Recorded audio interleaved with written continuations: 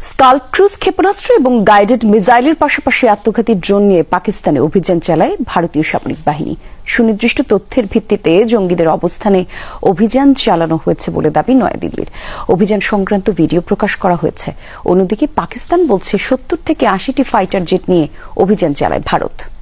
শ্রীলঙ্কা আবারও রপ্তানিতে শীর্ষে।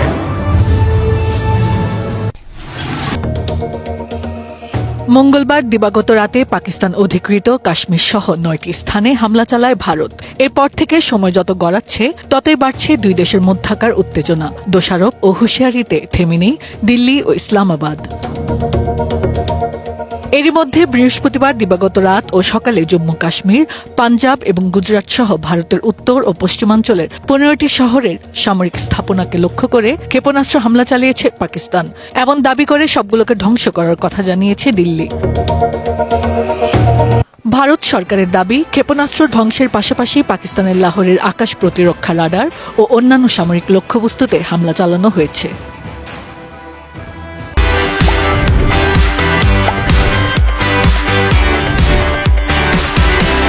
অপারেশন সিঁদুরের প্রভাবে পাকিস্তানের পাল্টা জবাবে সামান্য ক্ষয়ক্ষতি হয়েছে ভারতের। বৃহস্পতিবার এমন দাবি করেন দেশটির প্রতিরক্ষা মন্ত্রী রাজনাথ সিং।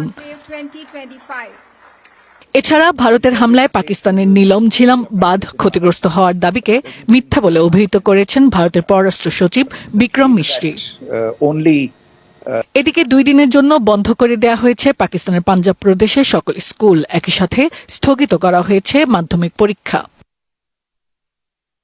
এছাড়া করাচি বিমানবন্দরের সব ফ্লাইট অনির্দিষ্টকালের জন্য স্থগিত করা হয়েছে। এতে ভোগান্তিতে পড়েছে শত শত যাত্রী। এর আগে বুধবার রাত থেকে ২৫টি ইসরায়েলের তৈরি হারব ড্রোন ভূপাতিত করার দাবি করেছে Pakistan. Hasna Akhtar, DBC news desk.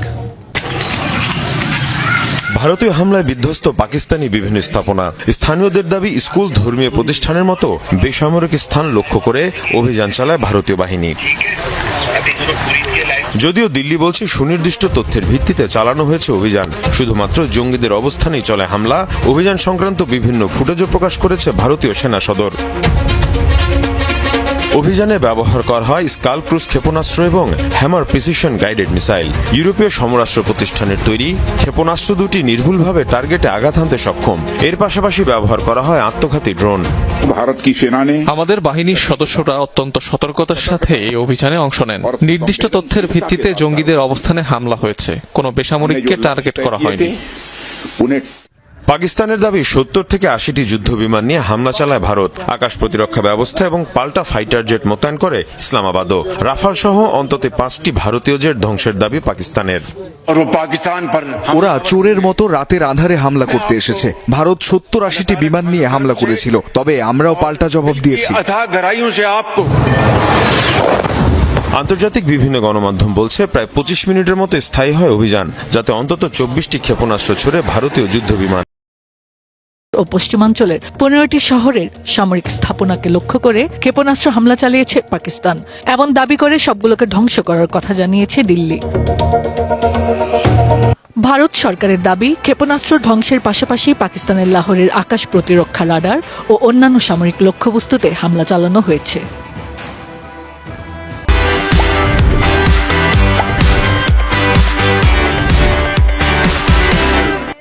এর আগে বুধবার রাত থেকে ২৫টি ইসরায়েলের তৈরি হারব ড্রোন ভূপাতিত করার দাবি করেছে Pakistan. Hasna Akhtar, DBC news desk.